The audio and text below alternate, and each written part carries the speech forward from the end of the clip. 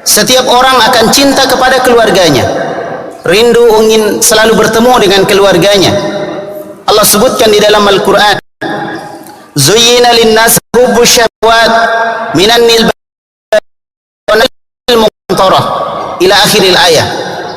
Jadi Allah dijadikan terasa indah dalam pandangan manusia cinta terhadap apa yang dia inginkan, berupa istri-istri dan anak-anak, sampai akhir ayat. Jadi Allah sebutkan dalam Al-Quran, dalam ayat ini, bahwa Allah Subhanahu wa ta'ala menanamkan kepada setiap orang cinta kepada keluarga, cinta kepada anak-anaknya, kepada istri-istrinya. Dan Imam Ibnu Katsir rahimahullah, beliau menyebutkan Allah Subhanahu wa ta'ala mengabarkan tentang perkara dari seorang istri dan anak-anak. Jamaah kaum muslimin yang saya hormati dan saya muliakan, kemudian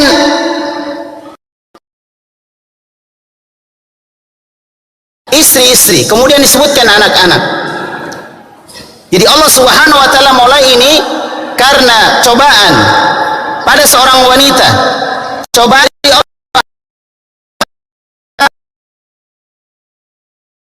Wasallam bersabda, ma taraktu ba'di fitnatan adharru 'ala rijal, fitnah yang lebih besar atas laki-laki kecuali para wanita. Maka hendaklah kita semua bertakwa kepada Allah Subhanahu wa ta'ala.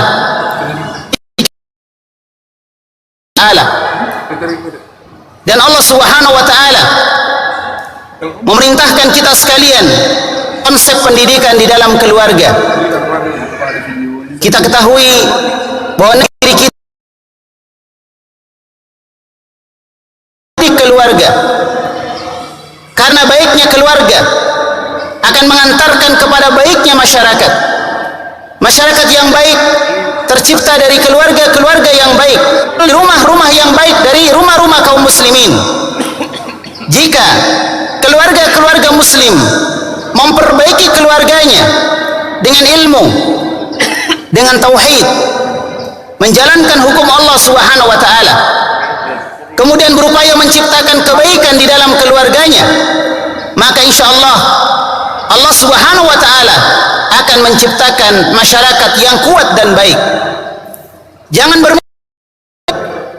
tanggung jawab kaum muslimin dan kaum muslimat, terutama yang sudah memiliki anak, terutama yang sudah memiliki istri.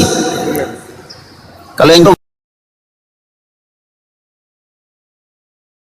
baiknya sebuah keluarga akan memperbaiki masyarakat kita, maka keluarga atau perbaikan terhadap keluarga dan masyarakat adalah tanggung jawab bersama, bukan cuma tanggung jawab ustadz. Kepada kita sekalian, Allah Subhanahu wa ta'ala memerintahkan kepada kita untuk menjaga keluarga kita. Allah berfirman dalam Al-Quran, ya ayyuhalladzina amanu, dan peliharalah keluargamu dari api neraka, waquduhan nasu wal hijarah, yang bahan bakarnya adalah manusia dan batu.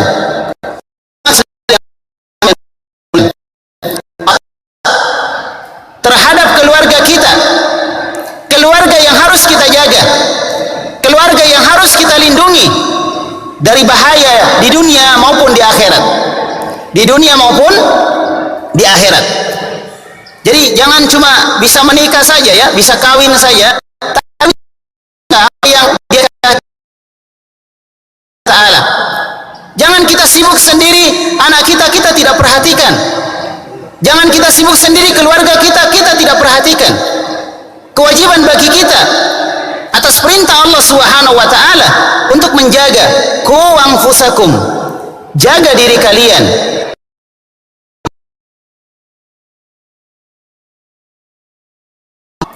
Seorang ulama, Sufyan Ats-Tsauri rahimahullah, beliau menafsirkan ayat ini, beliau mengatakan addibuhum wa allimuhum.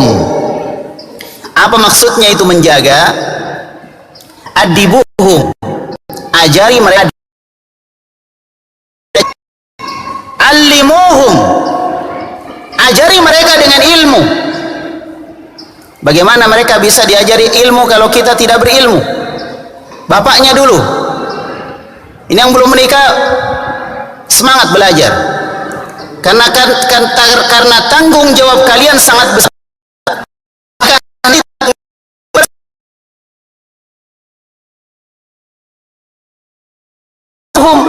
Ajari adab, diajari adab.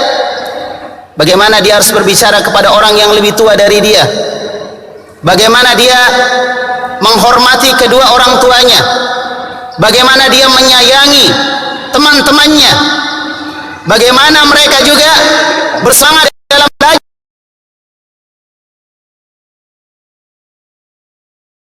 Ajarkan kepada mereka bahwa Allah Subhanahu wa taala maha keras azabnya. Ajarkan kepada mereka bahwa Allah Subhanahu wa taala melihat setiap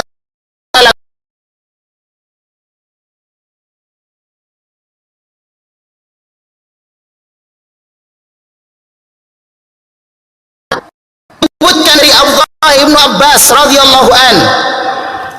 Abdullah bin Abbas menafsirkan, i'malu bi taatillah. Jagalah diri kalian, ku anfusakum, jagalah diri kalian, artinya lakukanlah ketaatan kepada Allah Subhanahu wa taala. Taat kepada Allah. Apa yang Allah perintahkan kita ikuti, apa yang Allah larang kita tinggalkan. Cuma masalahnya, untuk tahu apa yang Allah perintahkan dan apa yang Allah larang, perlu apa?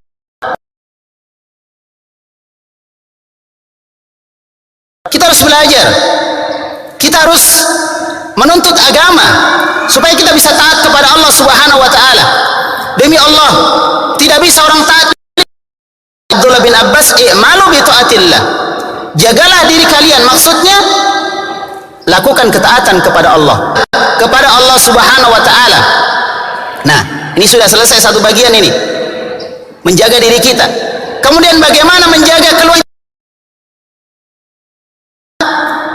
Dan perintahkanlah keluargamu untuk mengingat sesuatu yang bisa menyelamatkan engkau dari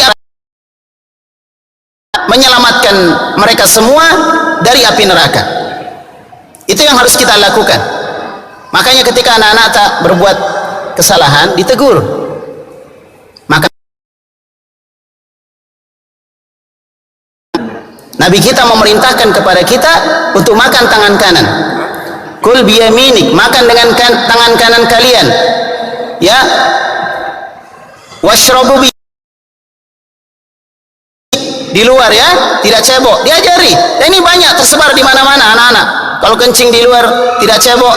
Kadang orang-orang tua tidak menegur anak-anaknya, ditegur, diperbaiki. Itu caranya. Diajari tauhid, diajari mengaji, belajar Al-Quran. Ya.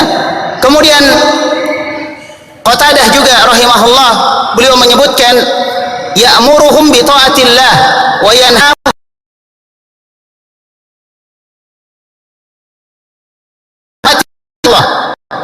melarang mereka untuk durhaka kepada Allah, wa ayyakuma alaihim bi amrillah, dan menjaga mereka untuk senantiasa melaksanakan perintah Allah Subhanahu wa taala, wa ya'muruhum bihi, kemudian memerintahkan kepada mereka, wa yusaiduhum alaih, membantu mereka, dibantu.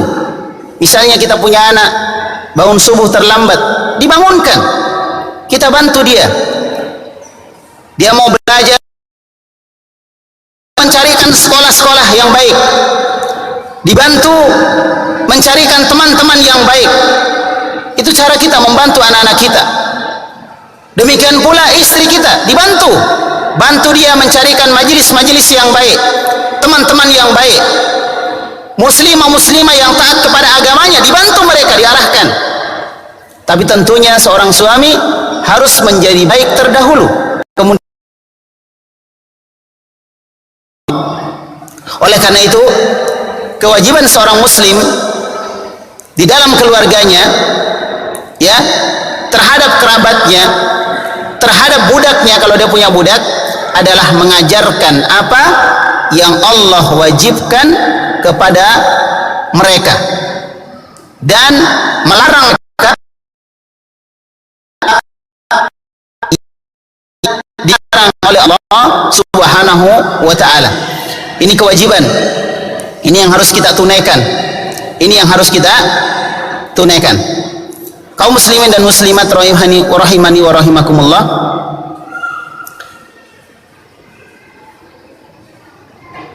di dalam sebuah hadis Anas bin Malik radhiyallahu an meriwayatkan dari Nabi kita Muhammad sallallahu alaihi wasallam, Rasulullah bersabda, innallaha hatta yus'al ar-rajulu ala ahli baitihi.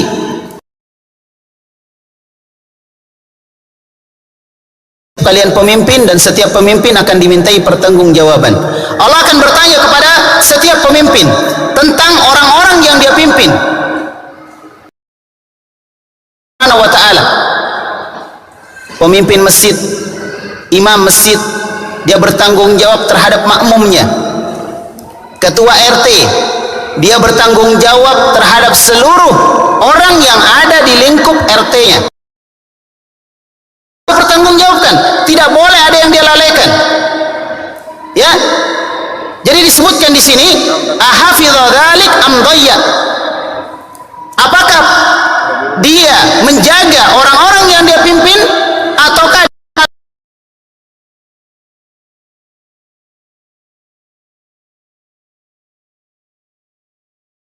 orang itu kita pertanggungjawabkan satu-satu? Bagaimana itu nasibnya Yaco? Kenapa begini? Ya, YC bagaimana? Kenapa begini? Wah, susah.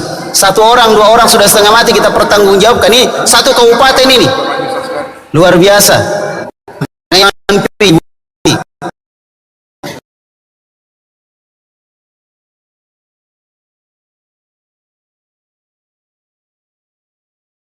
Pertanggungjawabannya berat, besar. Makanya bersyukur kita kalau ada ibu patita. Ya kan? Ada yang minta tanggung jawab, aman, alhamdulillah. Kalau kita yang jadi bupati, wah, setengah mati kita bertanggung jawab ini. Bertanggung jawab saya terhadap anak-anak dan istri kita belum tentu bisa. Ya kan? Belum tentu kita bisa bertanggung jawab terhadap anak-anak dan istri kita. Kita kalau pergi sholat, pergi sendiri, istri dan anaknya tidak dibangunkan untuk sholat. Kita pergi taklim, pergi pengajian, pergi sendiri, anaknya tidak pernah diajak, istrinya pun tidak pernah diajak. Bertanggung al-rajulu ala ahli baitihi, sampai seorang akan ditanya oleh Allah Subhanahu wa taala tentang belajar dulu. Ya, kecuali kalau sudah mampu silahkan.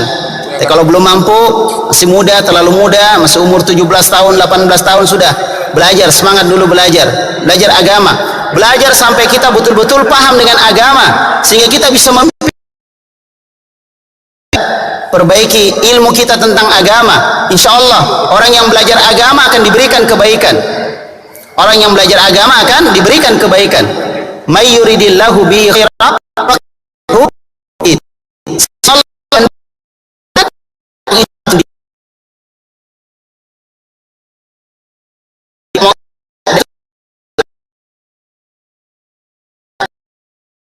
muslimat yang saya hormati. Kemudian di antara anggota keluarga kita ada anak-anak kita. Dan anak kita, kalau dia adalah anak yang soleh, ya, dan untuk mendapatkan anak yang soleh, dan anak soleh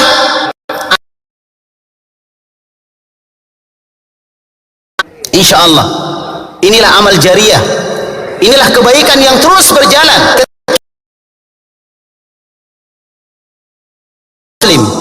Dari Abu Hurairah radhiyallahu an, Rasulullah sallallahu alaihi wasallam bersabda, "Idza matal insan inqata'a amaluhu." Tiga perkara.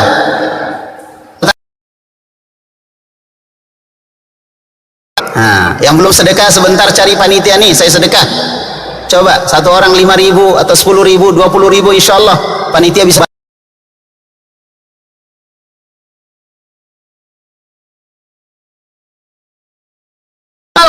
Orang-orang yang punya andil di dalam kebaikan seperti ini akan dengan di luar kasih lagi. Subhanallah, kebaikan yang sangat besar. Ilmin yuntafa'u bihi, ilmu yang dimanfaatkan. Betul, masjid sampaikan, kita tulis di Facebooknya, ya disebar. Yang grup WhatsApp tulis, lalu orang dengar, dia baca, lalu dia amalkan, kita dapat pahala walaupun kita sudah meninggal. Ulahu, anak yang soleh yang mendoakan orang tuanya. Ciri-ciri anak yang soleh, yang baik, ya. Jadi disebutkan kita telah tiada adalah harta yang paling berharga, yang tinggi nilainya di sisi Allah Subhanahu wa ta'ala.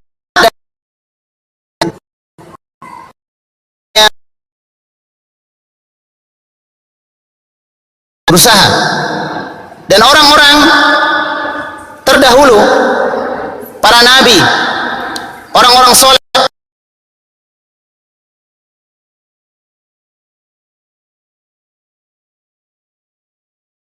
kebaikannya akan mereka rasakan walaupun mereka sudah meninggal. Kita lihat nih dulu doanya Nabi Ibrahim. Apa? Mekah, lembah yang tidak ada tanaman yang menghasilkan buah-buahan. Ditinggal istrinya, ditinggal anaknya di situ.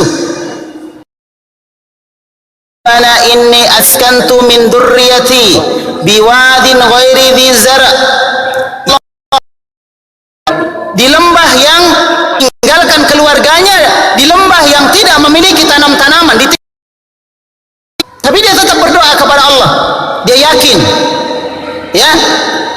Jadi dia sebutkan, ditinggalkan di situ di biwadin ghairi, dimuliakan. Rabbana liyuqimus, pada keturunannya. Waj'al af'idatan minan nas tahwi ilaihim, kembali. Ya kan? Rindu lagi ingin kembali. Berilah mereka rezeki minas samarati, dari buah. Meninggalkan Hajar dan anaknya Ismail, supaya Allah memberikan rezeki berupa buah-buahan. Sekali lagi. Kemudian juga Allah Subhanahu wa ta'ala menyebutkan tentang doa.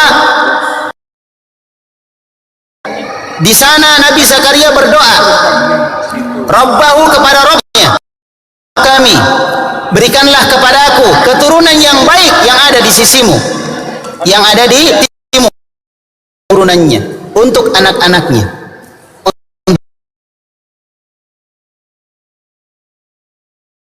Ayun waj'alna lil muttaqina imama. Orang-orang yang soleh mereka berdoa, ya Rabb kami, anugerahkanlah kepada kami pasangan dan keturunan kami sebagai penyejuk mata, dan jadikanlah kami pemimpin yang besar terhadap keturunan mereka.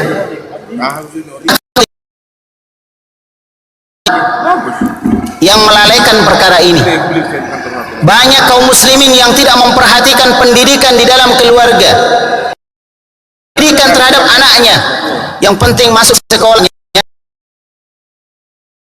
tidak peduli apakah sekolah ini bisa memberikan pendidikan yang baik untuk anaknya atau tidak, kebaikan untuk anaknya atau tidak. Harusnya orang tua punya peran. Terkhusus di zaman kita sekarang ini, jamaah kaum muslimin yang saya hormati,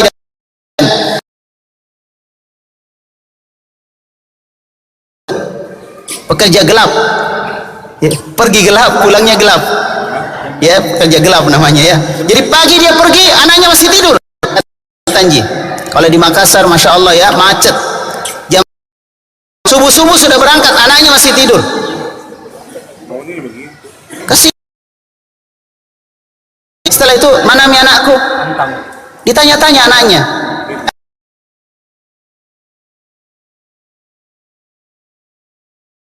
Ini anak-anak sekarang butuh orang yang dekat dengan dia.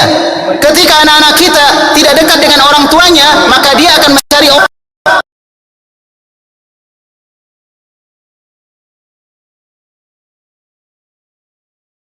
Tapi kalau dia melihat orang salah.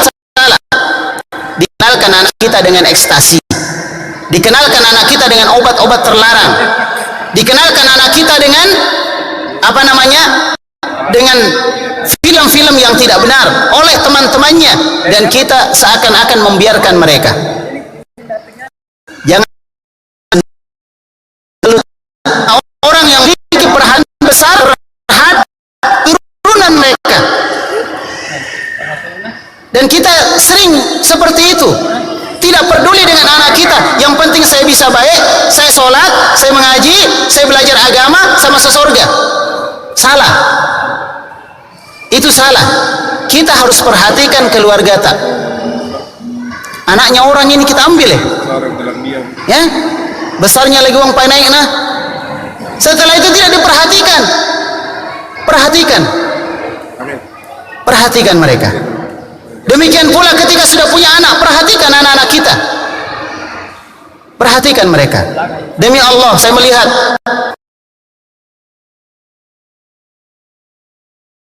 ketemu sama temannya,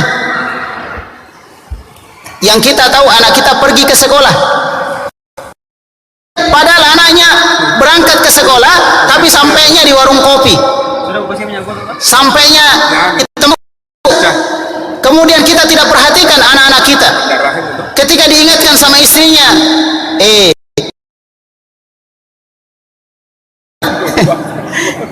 bilang bapaknya, sabar dulu bapaknya. Salah ya. Dinasihati istri tak? Ya, ketika istri tak datang, saya sibuk, saya cari uang untuk kita cari suaminya. Mereka butuh kasih sayang dari orang kepada mereka kasih sayang. Seringlah berkumpul duduk bersama mereka sebelum ke kantor. Kalau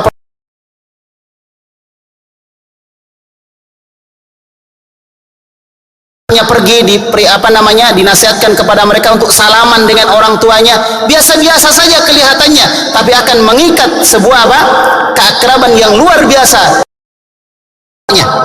Sembunyi-sembunyi. Sama jika kita dulu memang mungkin kita berbuat baik, ternyata mereka berbuat kejelekan.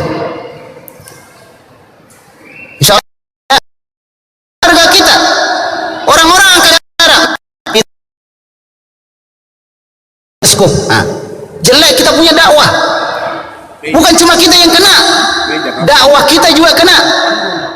Jangan kau ikut mengaji di situ. Kalau ikhwan dan akhwat, jangan jadikan kesibukan sebagai alasan kita tidak memperhatikan anak-anak kita. Sehingga sebagian orang kadang mendidik anak, telah mengajarkan kepada kita bagaimana mendidik istri-istri kita, diajarkan oleh Nabi kita Muhammad sallallahu alaihi wasallam.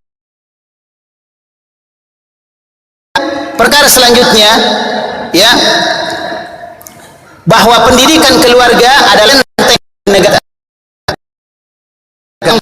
Pertanyaannya, Ustadz, apa hubungannya nih judul peranan pendidikan dalam keluarga dengan benteng seorang muslim?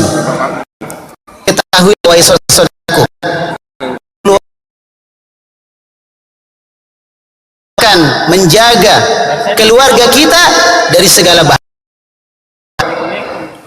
Jadi pendidikan keluarga merupakan benteng yang kuat yang akan menjaga keluarga kita dari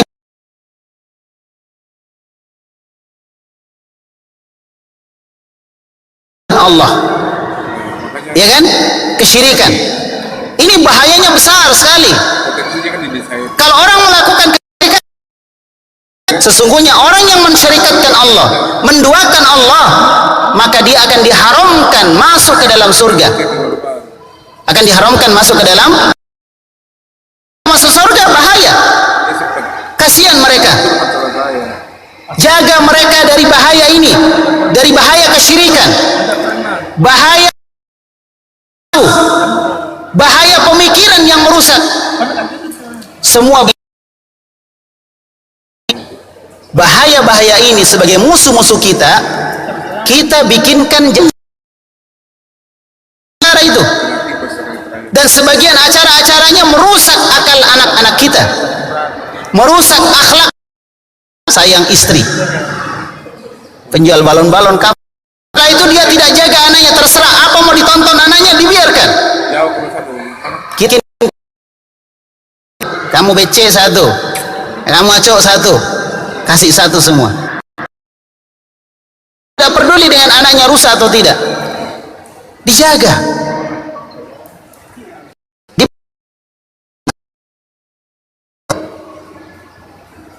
Ayo berpikir dua kali, memberikan sesuatu untuk anak-anak kita. Apa yang bisa menjaga mereka? Apa benteng mereka? Sekali lagi, pendidikan agama itu yang bisa membentengi mereka. Ketika mereka ambil HP-nya abinya, HP-nya bapaknya mengingatkan kepada dia tadi malam supaya dia ingat, kalau saya berbuat jahat saya akan dihukum, saya akan pendidikan agama. Abahnya, ayahnya mengajarkan kepada dia,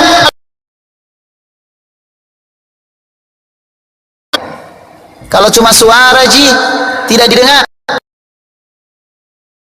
sebagai tumang bubeng orang tua. Ini saya pakai bahasa Mandar sedikit-sedikit karena sedikit yang ditahu. Sebagai orang tua, sholat, ada anak kecil lihat bapaknya sholat, dia akan mendekat. Bapakku sholat, dia ambil sarung sendiri, ambil songkok sendiri, dekat.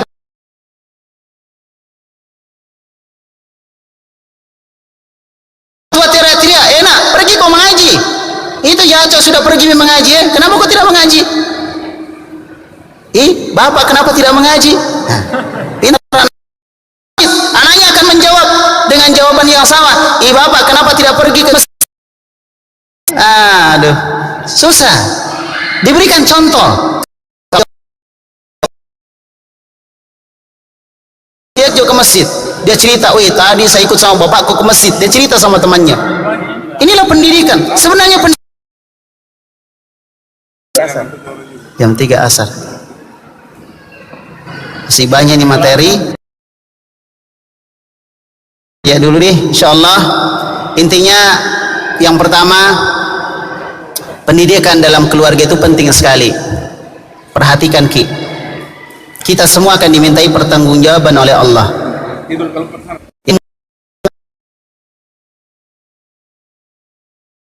Cerita, kalau istrinya banyak, istri cerita, dimintai pertanggungjawaban. Jangan kita tersinggung di atas di. Insyaallah aman. 3 tanggung jawabnya terhadap 3 anaknya besar. Yang tidak mau tanggung jawab jangan menikah. Tapi insya Allah kalau anda tidak menikah, anda akan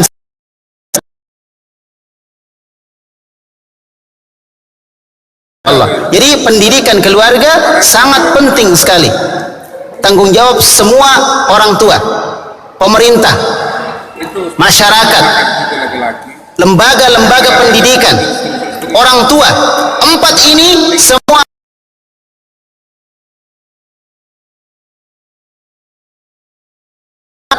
pendidikan wajib belajar 9 tahun, tidak cukup. Masyarakat juga harus aktif mengawasi anak-anak, menghilangkan perkumpulan-perkumpulan, kelompok-kelompok yang bisa membahayakan anak-anak kita. Demikian pula ya kan? Dan yang terakhir adalah orang tua juga penting. Semua berkecimpung, semua bersinergi. Apa kondisi anak terhadap orang tuanya? Makanya bagus itu kalau ada buku kontrol atau buku komunikasi antara orang tua dengan sekolah. Ya, sekolah menginformasikan di buku tersebut, ini bapak anak tak tadi ini melakukan begini begini begini, tolong di rumah dinasehati. Sampai di rumahnya dibaca bapaknya, diberi nasihat.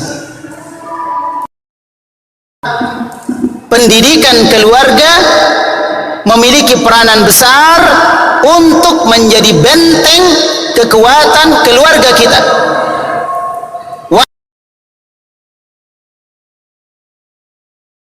Pendidikan agama, dengan pendidikan agama dipahamkan ke anak-anak kita. Orang yang tidak paham agama ketinggalan zaman. Begitu. Orang yang paham agama berarti orang modern. Belajar agama itu keren. Orang belajar agama itu bagus. Orang belajar agama itu mulia. Dan orang yang tidak belajar agama akan ditinggalkan oleh orang. Dipahamkan terus supaya mereka semangat belajar kejelekan. Oleh karena itu yang pertama yang harus ditempuh adalah kita perbaiki diri kita. Perbaiki diri kita. Setelah perbaiki diri kita,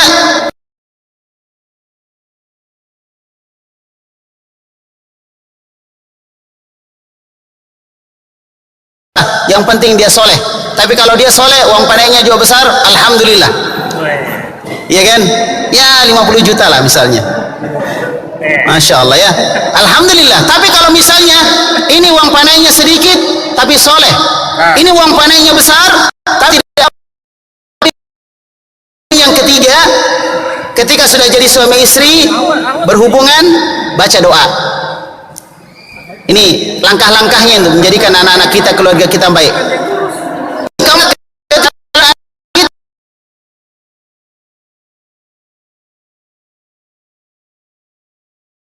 Nama yang baik, dipanggil dengan nama yang baik. Jangan sekedar, woi ini dari Al-Quran saya ambil. Syaiton, wah dari Al-Quran. Jangan sekedar dari Al-Quran. Ya kan? Di dalam Al-Quran penjelasannya ada penjelasan tentang orang baik, ada salah. Ya kan? Cari nama-nama yang baik untuk anak-anak kita. Dipanggil Abdurrahman. Kemudian seorang ibu ketika sudah dikasih nama, hanya terjalin kasih sayang antara ibu dengan anak, sehingga mudah-mudahan itu, saya tidak sebutkan dalilnya, sebenarnya ada ya, karena waktu kita semarah apapun kita, jangan doakan anak kita dengan doa yang buruk. Jangan, doakan dengan doa yang baik. Ya kan? Doakan dengan Allah melihat dia. Allah. Kalau ada orang tua sedang cerita, kamu diajari mereka berbicara dengan orang yang lebih tutan. Jangan maju kepada ulama, cinta kepada pemerintah. Semoga ini semua bisa menjadikan kita semuanya selalu diridhoi oleh Allah Subhanahu wa taala di dalam membimbing, mendidik anak-anak kita, mendidik keluarga kita menjadi keluarga-keluarga yang baik. Ya, keluarga-keluarga yang baik. Demikian yang bisa kalian semua kaum muslimin dan muslimat di tempat ini, semoga Allah Subhanahu wa taala menjadikan apa yang kita lakukan bermanfaat untuk diri kita, masyarakat kita, dan seluruh kita, dan itu kita lakukan dengan pendidikan yang benar di dalam keluarga kita. Demikian yang bisa saya sampaikan. Mohon maaf atas segala kekurangan. Ikhlasan kita kepada Allah Subhanahu wa taala. Subhanakallahumma bihamdik, asyhadu an la ilaha illa anta, astaghfiruka wa atubu ilaik. Wa ala alihi.